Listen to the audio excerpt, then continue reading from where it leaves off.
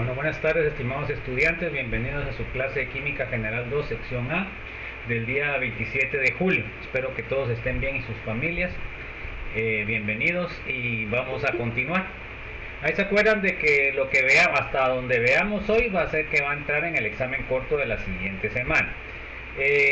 Los felicito porque les fue bien el examen, vieron ustedes, ¿verdad?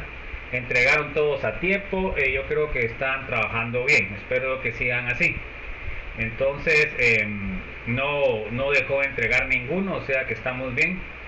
Como siempre, ahora pues todavía me está poniendo un mensaje una estudiante que dice que se va a meter, pues, pero realmente, como yo se los he dicho, yo tengo un curso bien organizado y no espero a nadie.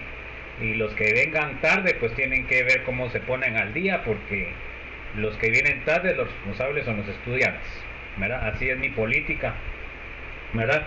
Ya ustedes que ya tienen tiempo, ya tienen 2 semanas ahorita para terminar, pues son los que están interesados, y acuérdense que el único que puede ganar una clase es el que se interesa, ¿verdad? Pero que si estamos, que no estamos, que llegué tarde, que bueno, cada uno de ustedes sabe su historia, ¿verdad, jóvenes?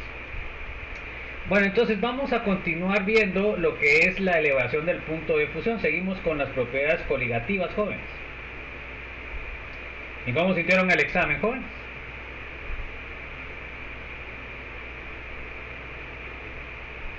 ¿Sí fueron preguntas que habíamos visto o no? Sí. Ok. Bueno, porque hubo un 100 y hubieron varios 80, o sea que realmente, pues si cada vez, si ustedes se van a dar cuenta, ya cuando entren problemas, ya en la otra semana van a entrar problemas. O sea, lo más seguro es que sean 5 preguntas y 2 problemas, así que les doy un poco más de tiempo, pero vayan preparados para hacer problemas, pues porque ya vimos toda la parte de formas de expresión, ¿verdad? De las concentraciones químicas. Bueno, entonces vamos a ver, léame por favor, Brian. Relación del punto de ebullición. El punto de ebullición de una disolución es la temperatura a la cual su vapor de presión iguala a la presión atmosférica externa, debido a que la presencia de un soluto no volátil disminuye la presión de vapor de una disolución. También debe afectar el punto de ebullición de la misma. Ok, o sea que tiene que disminuir su punto de ebullición, ¿verdad?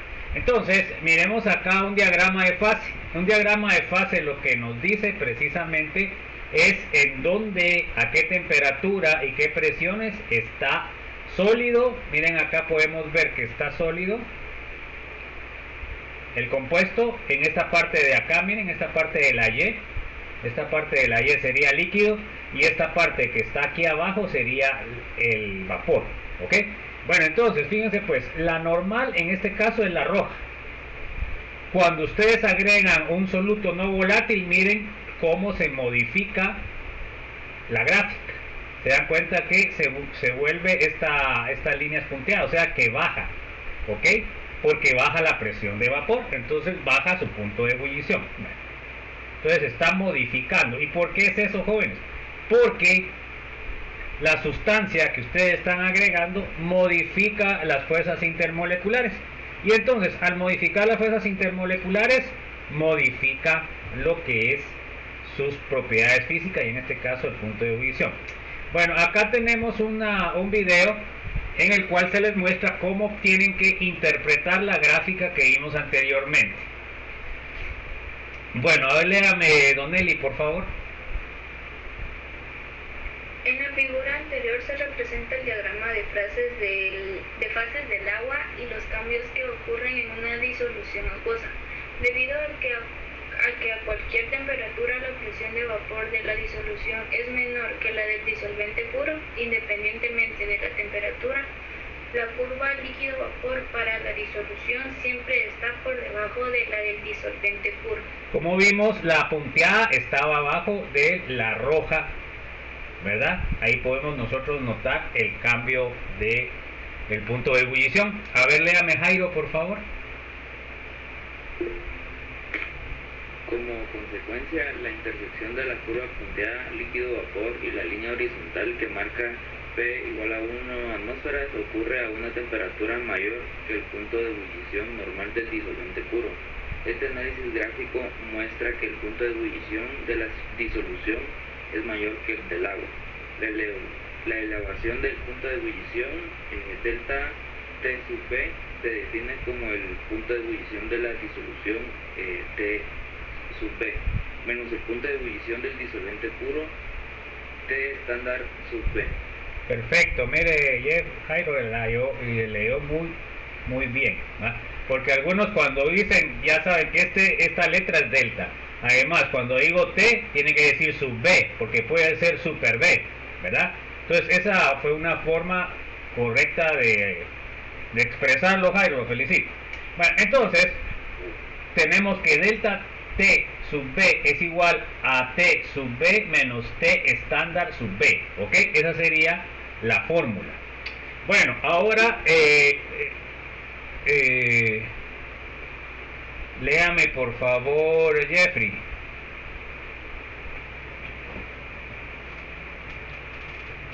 Debido a que T sub B es mayor a T parcial sub No, B. estándar, T estándar. Estándar, sí, cierto. Delta T sub B es una cantidad positiva. El valor de delta T sub B es proporcional a la disminución de la presión de vapor y también es proporcional a la concentración, molaridad de la disolución. Es decir, entonces se dan cuenta que aquí no usamos molaridad. Entonces, por eso es de que nosotros en la anterior sección mirábamos también cómo es la expresión de molaridad, ¿verdad?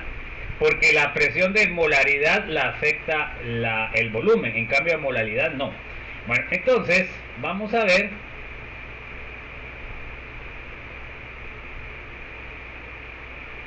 que T sub B es directamente proporcional a la molaridad.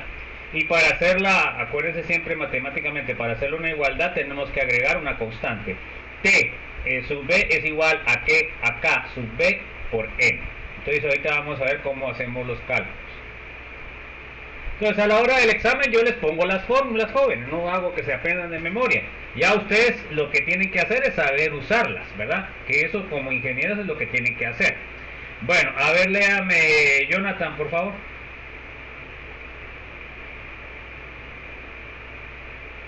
Donde M es la molaridad de la disolución y K sub B es la constante molar de elevación del punto de ebullición. Las unidades de K sub B son son grados centígrados sobre molaridad. Es importante entender la selección de las unidades de concentración en este caso. Se está trabajando con un sistema, la disolución cuya temperatura no se mantiene constante, de modo que no es posible expresar la concentración en unidades de molaridad, pues esta cambia con la temperatura. Ok, entonces este es el clavo por la cual no usamos molaridad, el cambio de temperatura, porque aquí estamos haciendo pruebas a diferentes temperaturas. Bueno, aquí miramos una tabla en la cual son las constantes de molales de elevación del punto de ebullición y disminución del punto de congelación. Entonces miremos, el agua a punto de congelación normal es 0. El KF, o sea la constante de fusión, es centígrados partido molal, sería 1.86, el punto de ebullición normal del agua es 100 y el K sub B, centígrados molal, es 0.52. Entonces así es como con estos datos de la tabla nosotros podemos hacer los cálculos. Bueno, el benceno sería 5.5, ahí tenemos el KF, tenemos el punto de ebullición. Entonces ahí tenemos todos los datos, ¿verdad? Entonces, miren qué tan bajo es el del etanol, menos 117.3 grados centígrados se congela. O sea que miren, es evidentemente más bajo que todas las demás. Bueno, entonces, con estos datos nosotros vamos a poder hacer los cálculos siguientes. Bueno, por supuesto en el examen yo les pongo los datos, ¿va, jóvenes? O sea, ya solo es que ustedes operativicen el dato específico que les pregunto. Bueno, ahí tenemos un video ejemplo del punto de ebullición, jóvenes, para que lo revisen. Siempre avísenme si si ya no está, porque a veces puede ser que lo borren, entonces me dice, joven, pero revísenlo pues, porque ahí es una explicación un poco más específica de lo que yo les doy, ¿verdad? Por eso se los pongo. Acuérdense que debemos de acostumbrarnos que el conocimiento no solamente viene de un profesor, ustedes mismos pueden crear su conocimiento, y ese conocimiento es más importante que alguien que se los enseñe, especialmente ahora con ustedes en este nuevo milenio. Pues ustedes pueden encontrar cualquier cosa en YouTube y entonces pueden buscarla y pueden hacerlo, ¿verdad? Por supuesto, siempre hay cosas que no son ciertas, pero por eso uno debe consultar varios videos y ver si le están diciendo lo mismo, ¿me entienden? Pero nosotros debemos ser autodidactas, y como profesionales así debe ser en la vida, ¿ok? Entonces vamos a seguir. ¿Dónde me quedé? A ver, léame Marlon, por favor. Disminución del punto de congelación. La disminución del punto de congelación, delta T sub F, se define como el punto de congelación del disolvente puro. T estándar sub F menos el punto de congelación de la disolución, T sub F. Ok, entonces ahora vamos a ver cómo afecta el punto de congelación. Entonces el punto de congelación, se dan cuenta que es similar a la ecuación que habíamos visto anteriormente. Sería delta T sub F igual a T estándar sub F menos T sub F. Entonces vamos a tener los datos y vamos a poder calcular. A ver, léame por favor, Marjorie. Ahí se acuerdan de firmar pues, chicos. Perdón. Debido a que T estándar más TF sub F, delta T es una cantidad positiva de nuevo. Delta T sub F es proporcional a la concentración de la disolución. Ahí es mayor que, ¿verdad? Ese símbolo significa mayor que, ¿ok? Bueno, entonces, delta T sub F es directamente proporcional a la molalidad. Entonces, para que sea una igualdad, delta TF va a ser igual a KF por la molalidad. Se dan cuenta que en la tabla anterior también tenían el KF, que sería el de fusión, y el KB tenía ahí, que sería el de ebullición, porque viene del inglés, ¿ok? Boiling. Bueno, a ver, léame por favor, Mylan. Donde M es la concentración de soluto en unidades de molalidad y F es la constante molar de la disminución del punto de congelación. Vea la tabla anterior, igual que para K sub B, las unidades de KF son grados centígrados sobre M. Molalidad. Ok, entonces la tabla anterior vimos que tenía KB, que sería el de ebullición, y KF, que sería el de fusión, ¿verdad? Así nosotros sabemos cómo afecta al punto de ebullición del líquido que estamos agregándole a una sustancia, o el de fusión. Bueno, a ver, léame Rocío, por favor. La explicación cualitativa de la disminución del punto de congelación es la siguiente. La congelación implica la transición de un estado desordenado a un estado ordenado. Para que esto suceda, el sistema debe liberar energía. Como en una disolución hay mayor desorden que en el disolvente, es necesario que libere más energía para generar orden que en el caso de un disolvente puro. Por ello, la disolución tiene menor punto de congelación que el disolvente. Observe que cuando se congela una disolución, el sólido que se separa es el componente de disolvente puro. Ok, entonces se dan cuenta, lo que estamos haciendo con modificar las propiedades coligativas, o sea, punto de ebullición y punto de fusión, es modificando las fuerzas intermoleculares al agregar una sustancia. Entonces, eso es lo que estamos haciendo, ¿ya?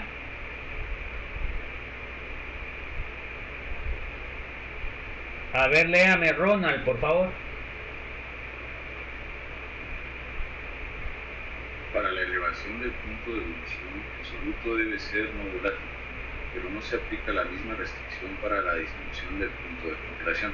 Por ejemplo, el metanol CH3OH, un líquido bastante volátil que hierve a 65 grados centígrados, algunas veces se utiliza como anticongelante en los radiadores de los automóviles. Entonces se dan cuenta que para lo que es el punto de ebullición, el compuesto que estamos echando debe ser no volátil. Pero para lo que es el punto de congelación no es requisito eso. Por eso les ponen ahí, el metanol es una sustancia volátil y aún así sirve para bajar el punto del agua. Entonces, fíjense pues, en este caso, el problema con el metanol, vamos a ver cuando pasen a orgánica, pues es un compuesto bastante venenoso. Entonces, a veces, por eso es que no se utiliza, ¿no? Entonces, a la hora, eso se los digo con qué fin. Pues siempre ustedes, en cualquier cosa que hagan, pesticidas, fungicidas y todo lo que trabajen ustedes en el campo, tienen que revisar la hoja de datos de riesgo para ver en qué condiciones deben trabajar, si deben tener lentes, si deben tener mascarillas, si deben tener guantes. ¿Por qué? A veces ustedes no les va a afectar porque no son ustedes los que están trabajando en el campo, tal vez solo lleguen a supervisar, pero van a evitar que sus trabajadores sufran enfermedades, jóvenes, porque nosotros como profesionales tenemos que velar por el bien de nuestros trabajadores. ¿Qué dicen ustedes? Porque son personas que están a nuestro cargo y supuestamente nosotros somos profesionales y debemos de tener el cuidado de revisar eso, ¿verdad? Si tengo hueva de revisar eso, pues le pregunto al distribuidor del pesticida y le digo, mira vos, ¿qué es lo que tengo que usar para un manejo seguro? ¿Verdad? Así de sencillo. Entonces, a la hora de que ustedes le dicen al jefe, miren muchachos, yo necesito que compren guantes, que obtengan eso, y tienen que ir a ver que se lo pongan, pues, porque fíjense, pues a veces tienen que trabajar en climas cálidos y los muchachos ya en el campo dicen, ay, miren, yo no me pongo guantes, mucho calor, o no me pongo un protector. Pero entonces, ¿qué tienen que hacer? Ustedes tienen que ir a supervisar para que ellos utilicen eso, ¿verdad? Porque no es por molestar, no, que ustedes ya tienen los datos que les puede causar algún daño a su salud, jóvenes. Entonces, es responsabilidad de ustedes, ¿verdad? Yo por eso cuando estaba en control de calidad como jefe del departamento de calidad, yo tenía que ver que mis auxiliares tuvieran todo lo necesario para trabajar en condiciones seguras, ¿verdad? Así igualmente ustedes, pues, ¿verdad? Porque en el campo, ¿qué pasa? Pues chica, a veces a las 4 de la mañana o a las 3 de la mañana están preparando el pesticida para echarlo ahora con drones, antes con avioneta, porque tenían, digamos, en el caso ese, ustedes tienen que tener las condiciones meteorológicas óptimas para que ustedes puedan echar el pesticida, ¿verdad? Entonces, realmente es importante todo ese compromiso que nosotros los profesionales debemos de tener. Bueno, ahí hay un video ejemplo de disminución del punto de congelación, joven. Vamos a ver la presión osmótica. Esta presión osmótica es bastante importante que ustedes la conozcan porque es la base de cómo la savia sube en las plantas a árboles que son pues súper altos, ¿verdad? Este es el proceso que lo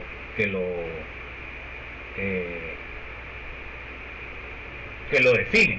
Bueno, entonces vamos a ver la presión osmótica. A ver, léame por favor, Rosemary. Muchos procesos químicos y biológicos dependen de la ósmosis, el paso selectivo de las moléculas del disolvente a través de una membrana porosa desde una disolución diluida hacia una mayor concentración. Ok, entonces esto es lo que rige el movimiento de los nutrientes en las células, en las raíces, bueno, por diferencia de concentraciones. La otra cosa que es importante es la capilaridad, ¿verdad? Que me sirve para poder aumentar, digamos, la fuerza en que puede subir un líquido a una altura bastante alta. Bueno, a ver, léame por favor, Brian. La presión osmótica de una disolución es la presión que se requiere para detener la ósmosis. Ok, entonces esa sería la presión osmótica, ¿ok? Entonces acá podemos ver nosotros un ejemplo visual. Acá, miren, tenemos la membrana solo con agua. Ok, tenemos la membrana semipermeable. Miren acá, cuando se inicia y las dos concentraciones son iguales, miren acá el nivel es igual, tanto en este capilar como en este. ¿Verdad? Entonces miremos acá la explicación. Entonces, en A, los niveles de disolvente puro, izquierda, de la disolución y de la dilución derecha, son iguales al principio. Durante la ósmosis, el nivel del lado de la disolución aumenta como resultado del flujo neto de disolvente de la izquierda a la derecha. Se dan cuenta que aquí tenemos esto, ¿ven? Como el disolvente se está emigrando. La presión osmótica es igual a la presión hidrostática ejercida por la columna del fluido en el tubo de la derecha, en el equilibrio. Básicamente se observa el mismo efecto cuando el disolvente puro se sustituye por una disolución más diluida.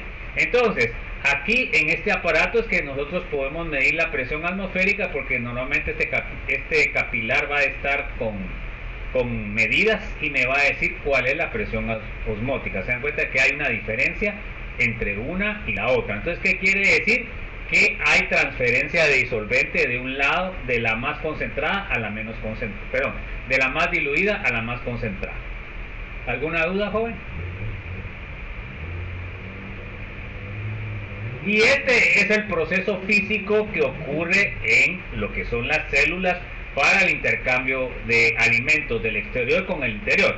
Además, también hay otras metodologías que la van a ver en bioquímica, en la cual en la membrana celular existen varios mecanismos ya específicos para poder dejar entrar diferentes sustancias, ¿verdad? Por ejemplo, el sodio, el potasio, ¿verdad? Y moléculas más grandes. Entonces, a ver, léame. Esther, ¿al fin tiene micrófono o no? Hoy sí. Bueno, hoy sí. dele pues. La presión osmótica de una disolución está dada por... Entonces, Pi, que sería la presión osmótica, va a ser igual a MRT, ¿ok? A ver, léame, Jairo. Donde M es la molaridad de la disolución, R es la constante de los gases, 0.0821 litros por atmósfera partido K por mol, y T la temperatura absoluta. Ok, K son grados Kelvin, es atmósfera, y mol pues son moles y litros.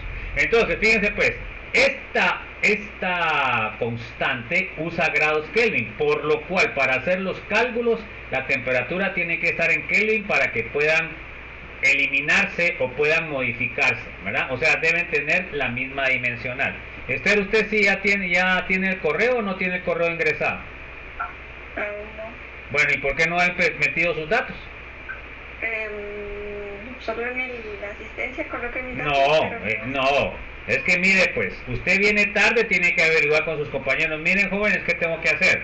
Usted no ha llenado el formulario de datos. Si usted no ha llenado el formulario de datos, no le puedo enviar exámenes. En el Classroom, bueno, entonces en el Classroom está el link. Entonces, por favor, cuando lleguemos tarde tenemos que preguntar, jóvenes, porque si no después hay problemas, pero es porque ustedes que llegan tarde no se ponen las pilas, ¿no? Porque el que llega tarde tiene que investigar, ¿o no? Cierto. Bueno, ojo pues. Entonces por eso no le llegó el examen ayer. Bueno, a ver, léame por favor, Jairo. La presión osmótica en Pi se expresa en atmósfera debido a que las mediciones de presión osmótica se llevan a cabo a temperatura constante. La concentración se expresa en unidades de molaridad más convenientes que las de molaridad. Ok, se acuerdan de firmar que ya va llegando el tiempo de que cierre el documento, joven. Bueno, entonces mire pues, acá tengo este sistema, ¿verdad? De transferencia, va a haber una transferencia de este beaker al siguiente. Se dan cuenta que aquí se unieron. Vamos a ver lo que dice la descripción. Bueno, a ver, léame, Jeffrey, por favor.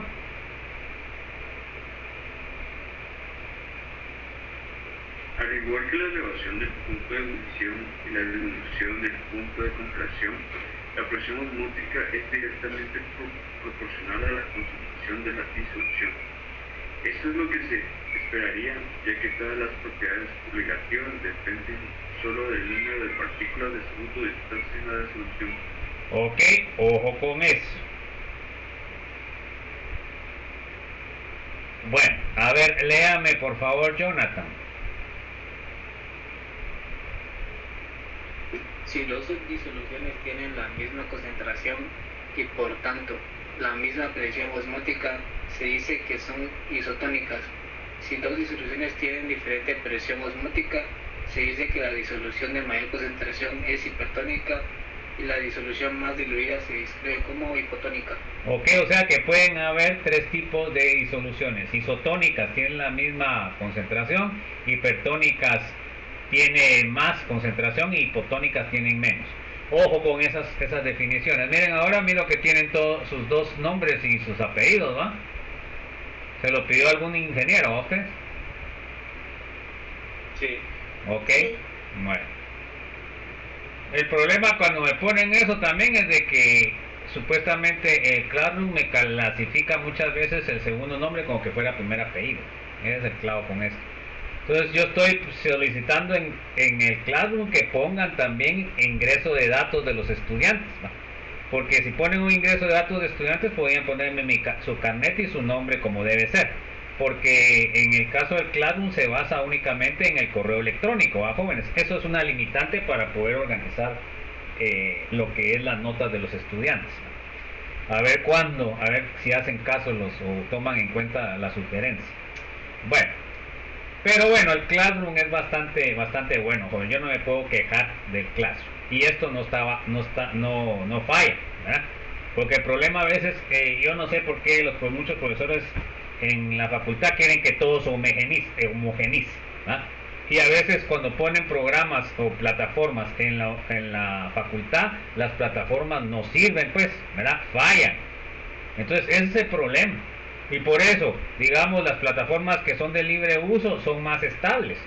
Y nosotros lo que queremos precisamente es una comunicación rápida con ustedes, no que hayan dificultades. Entonces, por eso es de que yo casi siempre uso algo externo y no me meto con lo de la facultad. Y lo peor es que después quieren que uno lo haga a fuerza. Pero el problema es de que las plataformas que compra la facultad no son nada estables. Por ejemplo, yo trabajo en la Mariano Galvez, trabajo con la plataforma Canvas. Ahí no hay ningún problema, pues. Pero ya se imaginan ustedes cuánto cuesta la plataforma. Entonces, realmente, esas son las limitaciones de nuestra amada universidad. Bueno, a ver, léame por favor, ¿quién me quede? Mario Alberto. Aunque la ósmosis es un fenómeno conocido y muy estudiado, se sabe relativamente poco acerca de cómo las membranas impermeables tienen el paso de algunas moléculas, en tanto que permiten el paso de otras. En algunos casos es simplemente por el tamaño. Una membrana semipermeable puede tener poros lo suficientemente pequeños para permitir el paso solo de moléculas de disolvente. En otros casos, un mecanismo diferente es el responsable de la selectividad de la membrana, por ejemplo, una mayor solubilidad del disolvente en la membrana. O sea que el proceso de las membranas es complejo, ¿verdad? El más simple es únicamente por el tamaño, pero hay otros procesos en las membranas celulares. Eso lo van a ver en bioquímica. Bueno, entonces miren, pues esto es importante que lo entiendan. En la primera, se dan cuenta de que las moléculas de soluto están saliendo. Pero aquí están saliendo y entrando, o sea, esta molécula. La segunda, se dan cuenta que las flechas de ingreso son mayores que las de salida. Igual acá, pero de la salida. En cambio aquí, las flechas de salida son más grandes que las de entrada. Ahorita vamos a explicar cómo debemos interpretar eso. A ver, léame por favor, Marlon. De izquierda a derecha. célula sanguínea en una disolución isotónica, en una disolución hipotónica y en una disolución hipertónica. ¿Ok? Entonces se dan cuenta, en una isotónica, que es esta, está en equilibrio la salida y entrada de moléculas. En cambio, en la siguiente, que es una hipotónica, se dan cuenta de que ¿qué está pasando? Pues están entrando más, ¿verdad? Se dan cuenta que abajo, que la solución, que sería la roja, hay menos adentro, por lo cual comienzan a ingresar para que estén en equilibrio la disolución de afuera con la de adentro. En cambio esta, que es hipertónica, se dan cuenta que las moléculas tienen que salir más. Entonces, eso va a causar lo que miran allá, aquí. En la isotónica tiene el mismo tamaño original. En la disolución hipotónica la célula crece. Y en la disolución hipertónica la célula se encoge, ¿ya? Y esos son, vamos a ver que son procesos que nosotros podemos controlar, las bacterias y los hongos, más las bacterias, en un producto. Bueno, a ver, léame Marjorie, por favor. Una célula en disolución isotónica, la célula permanece sin cambios.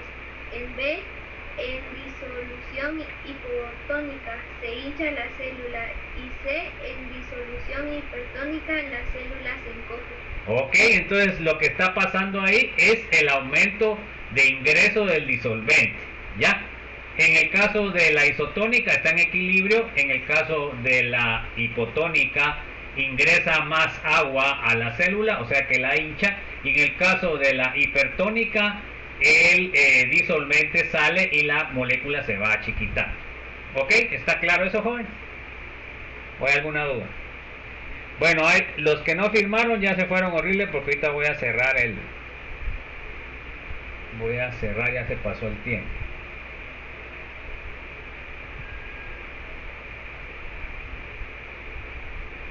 Afortunadamente, digamos, ahorita vinieron 13, faltó uno, normalmente estaban viniendo 14, ¿verdad?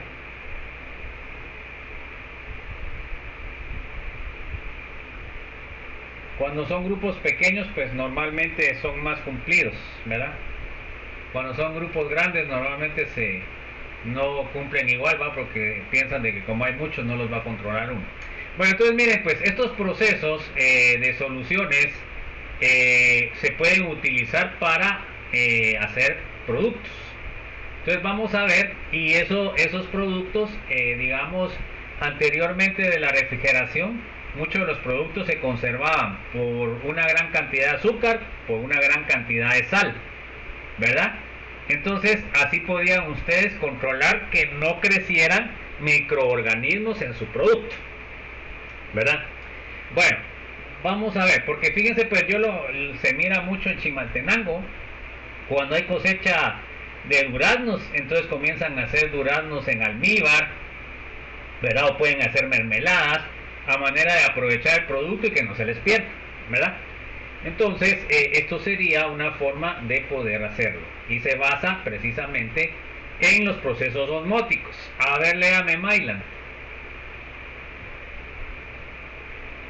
La conservación casera de las compotas y jaleas proporciona otro ejemplo del uso de la presión osmótica.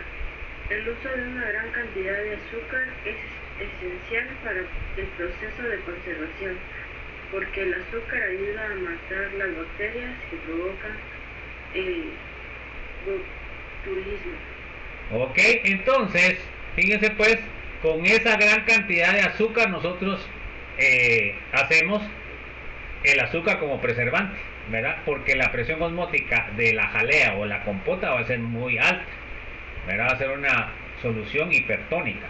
Bueno, entonces ¿eso qué va a producir? Pues va a producir que cualquier bacteria que crezca ahí se muera, ¿verdad? A ver, léame, Rocío, por favor. Cuando una célula bacteriana está en una disolución hipertónica, alta concentración de azúcar, el agua intracelular tiende a salir de la célula bacteriana hacia la disolución más concentrada por ósmosis. Este proceso, conocido como crenación, hace que la célula se encoja y finalmente muera. La acidez natural de los frutos también inhibe el crecimiento bacteriano. También es otra forma de preservante, ¿verdad? O sea, que serían lo que son las vinagradas, ¿no? Entonces, fíjense pues, ¿qué es lo que hace el azúcar? Que el azúcar hace que la célula de lo que son las bacterias se hagan más pequeñas hasta que se mueren, ¿verdad? ¿Se dan cuenta? Entonces, es el proceso en el cual ustedes no permiten que se formen microorganismos. En el caso de las sustancias ácidas, ¿verdad? Entonces el ácido es el que está controlando. Aquí tenemos las secoyas de California, que son unos árboles enormes, ¿verdad? Y a pesar de lo enorme que son en las alturas, miren, ahí se mira un hombre, si lo miran bien, y miran la secoya, es una cosa pero tremenda. El que pueda ir ahí a California, pues vaya a ver esa secoya. Bueno, a ver, léame, Ronald, por favor. La presión osmótica también es el mecanismo principal para el transporte ascendente del agua en las plantas. Como las hojas constantemente liberan agua al aire mediante un proceso que se denomina transpiración, aumenta la concentración de solutos en los fluidos de las hojas. El agua es impulsada a través del tronco, las ramas y los tallos de los árboles por presión osmótica. Ok, entonces se dan cuenta, debido a la concentración de los fluidos en la savia y la presión osmótica, es que se da el proceso de intercambio, ¿verdad? Porque los árboles y las plantas pues no tienen un corazón que haga que fluya la sangre, ¿verdad? Porque eso es lo que pasa con nosotros, ¿verdad? No es por diferencia de concentración, porque fíjense pues, sí se podría dar el proceso en el caso de la sangre venosa y la sangre arterial, ¿verdad? Porque es diferente lo que es la concentración, pero debido a que nosotros necesitamos más intercambio de energía porque nos movemos, entonces por eso necesitamos un corazón para que agilice eso y no solo nos quedemos con la presión osmótica, ¿ya? Bueno, a ver, léame, Rosemary, por favor. Se requiere de una presión de 10 a 15 de presión atmósfera para que el agua alcance las hojas más altas de las secoyas de California, que llegan a medir hasta 120 metros de altura. Imagínense ustedes, la presión que se necesita para llegar hasta son de 10 a 15 atmósferas, ¿verdad? Entonces, ¿qué pasa? Eso lo va a dar la presión osmótica y la capilaridad. Es increíble eso, va en la evolución. Acá tenemos también que podemos usar la sal para preservante, ¿verdad? Entonces, ¿qué es lo que estamos haciendo nosotros? Creando una solución hipertónica de sal, que lo que nos va a hacer precisamente también es no permitir de que crezcan lo que son las bacterias, porque cuando se ponen ahí se mueren debido a que se encogen y se llama crenación. Acá tenemos también los encurtidos, ¿verdad? En lo que son normalmente vinagre, ¿verdad? Para preservante, ¿verdad? Bueno, vamos a hacer un ejemplo de cálculo de presión osmótica. A ver, léame, Brian. La presión osmótica promedio del agua de mar, medida en el tipo de aparato mostrado anteriormente, es aproximadamente de 30 atmósferas a 25 grados centígrados. Calcule la concentración molar de una disolución acuosa de sacarosa C12H22 o 11. ¿Qué pasó? ¿No terminó usted? Bueno, a ver, que es isotónica con el agua de mar, ¿ok? Bueno, entonces miren qué tenemos que hacer. Tenemos nuestra ecuación, pi es igual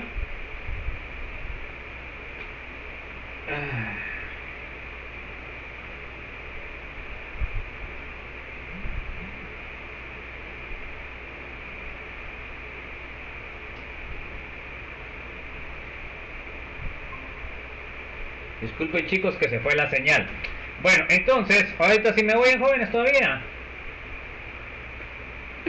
Bueno, entonces tenemos que pi va a ser igual a MRT, ¿verdad?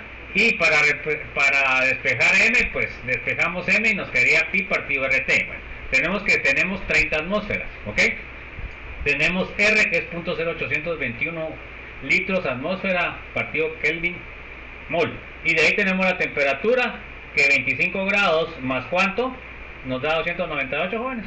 ¿Qué le tenemos que sumar para que sean grados Kelvin? A ver. ¿Cuánto es lo que le tenemos que sumar?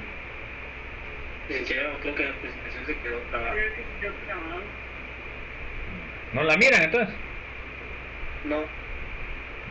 Solo se quedó con el problema. Es que está mala la señal. ¿Y cómo les fue en la mañana con lo de la cuesta de Villalobos? Algunos se fueron horribles, ¿no? ¿Ahorita la miran? Sí. Bueno. Entonces, tenemos pi, que es de 30 atmósferas, .08821, que es la constante de los gases, y 298, que ¿cómo se calcula el 298, jóvenes? Kelvin, ¿cómo se calcula? Le debemos sumar 273 para transformar grados centígrados a Kelvin. ¿Ok? Bueno, entonces hagan el cálculo a ver si les sale 1.23.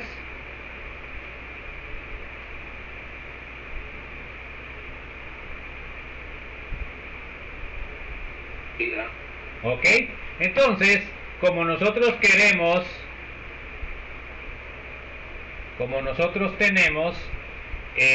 molar, entonces lo ponemos como molar, ¿no? Porque se llama monos partido litro, molar. ¿Ok? ¿Alguna duda?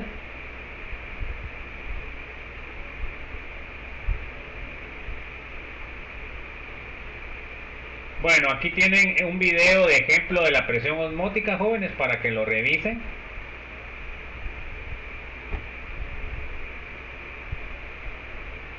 Tenemos el ejemplo que van a hacer. Entonces, estos ejemplos que vimos se los puedo preguntar en un examen corto o en el parcial, ¿va, jóvenes? Serían posibles problemas. Bueno, vamos a ver los coloides. Vamos a ver los coloides. A ver, léame. Se me fue Don Eli. A ver, Esther, léame, por favor.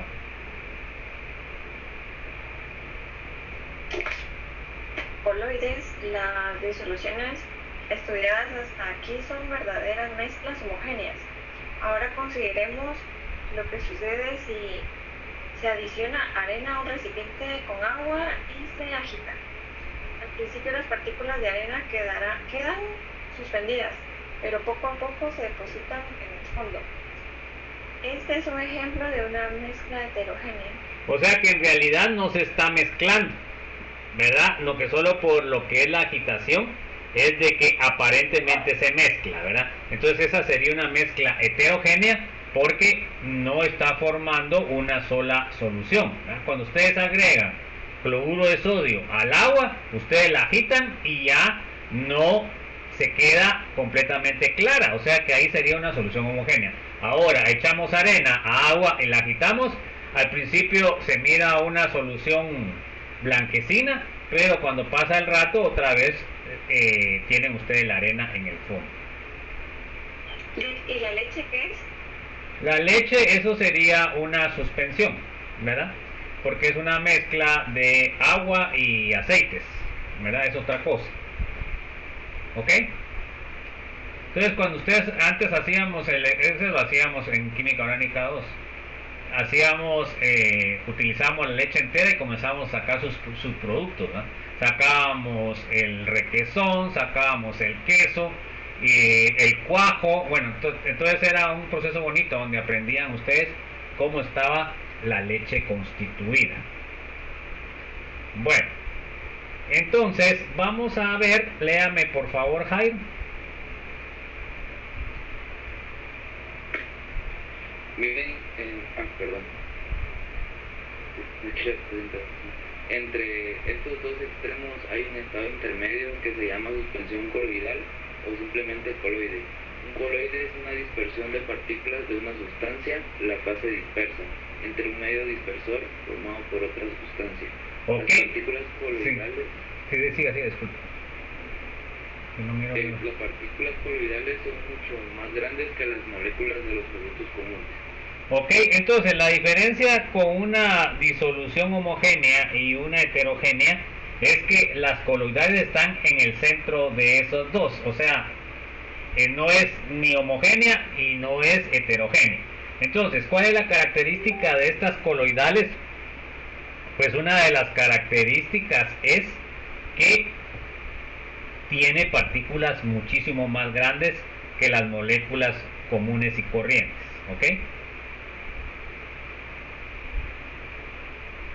Bueno, entonces, aquí podemos ver cuánto va a medir. Léame, Jeffrey, por favor.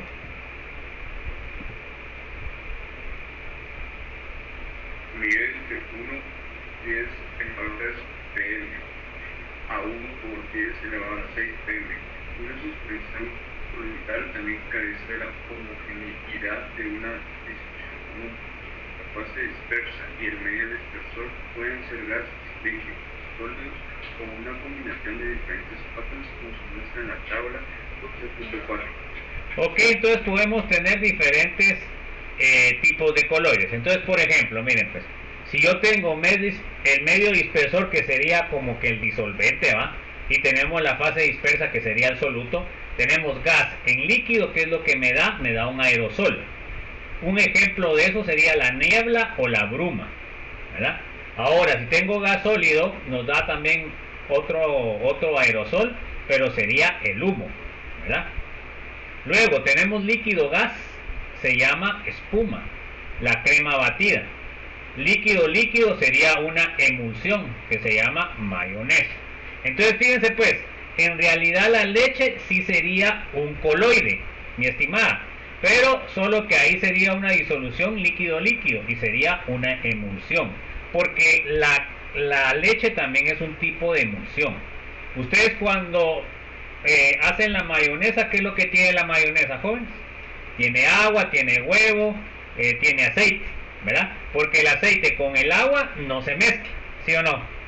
Pero cuando ustedes agregan agentes emulsificantes como la clara de huevo, hace que se formen partículas pequeñas de aceite, lo cual parece que está soluble, pero no es así.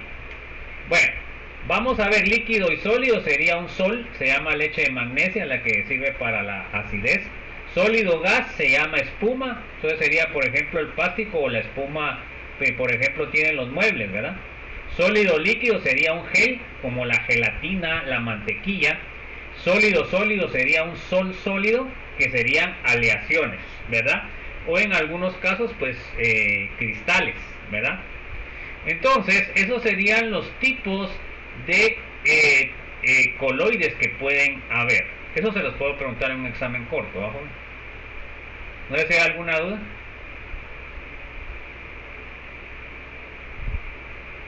Bueno, a ver, léame, Jonathan, por favor. Algunos coloides son muy conocidos. Un aerosol consiste en pequeñas gotas de un líquido o partículas de un sólido dispersas en un gas. Como ejemplo están la neblina y el humo. La mayonesa, que se hace incorporando pequeñas gotas de aceite en agua, es un ejemplo de una emulsión que consiste en gotas de un líquido dispersas en otro líquido. La leche de magnesia es un ejemplo de sol, una suspensión de partículas sólidas en un líquido. A ver, léame, por favor, Marlon.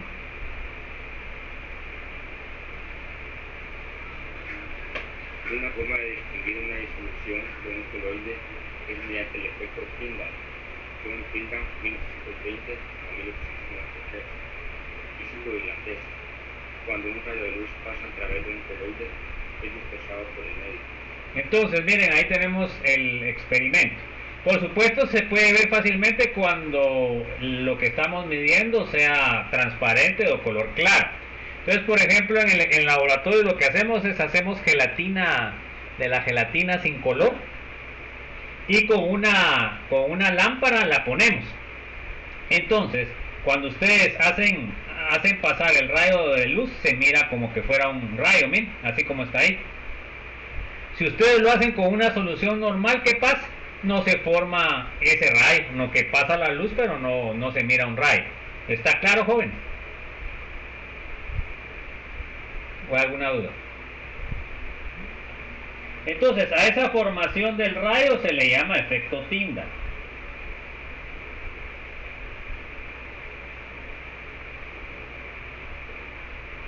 A ver, léame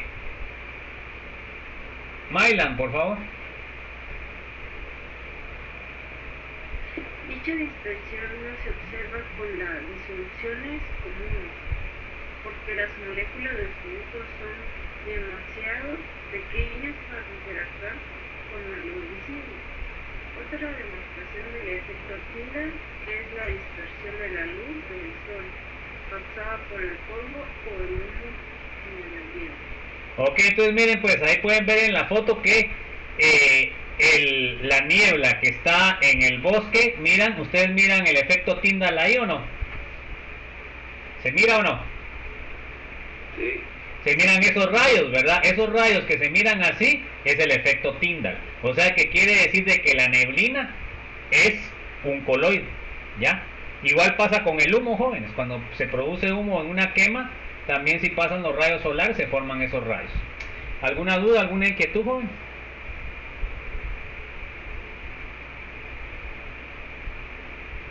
Bueno, entonces ahí nos vamos a quedar, jóvenes. Vamos bastante adelantados en el curso. Ya falta poco, no sé si quieren que termine o sea más, faltan 4 minutos para que descansen ustedes un poco. Bueno, entonces que tengan un feliz fin de semana, un abrazo y nos vemos el próximo lunes. Ahí se acuerdan que hasta aquí va a entrar en el examen corto número 2, que ¿cuándo es? Miércoles. El miércoles 2. ¿A qué horas? Miren, jóvenes, les quería proponer, ¿será que no lo hacemos a las 8:30, jóvenes? Para que no tengan problemas si están terminando sus cursos o no. ¿Qué piensan ustedes? ¿O está bien a las 8? Votemos pues, ¿quién vota? Suba la mano, a ver quién quiere que quede a las 8:30, suban la mano.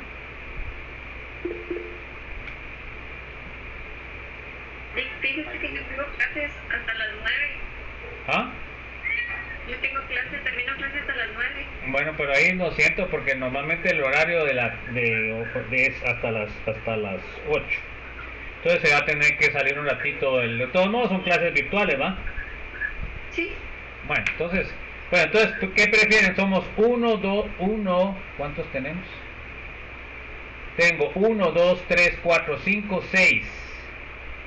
6. 1, 2, 3, 4, 5, 6. ¿Y cuántos somos? Somos 14. ¿Quién gana? ¿A las 8 o a las 8:30, jóvenes? ¿Quién gana? 5 levantadas, dice aquí, pero no se va. 1, 2, 3, 4, 5. ¿Cuántas levantadas? 5. Entonces no llegan a... Somos 14. Entonces lo dejamos a las 8, jóvenes, porque no quieren. A las 8, ¿está bien entonces? Sí, a las 8. Bueno, entonces a las 8.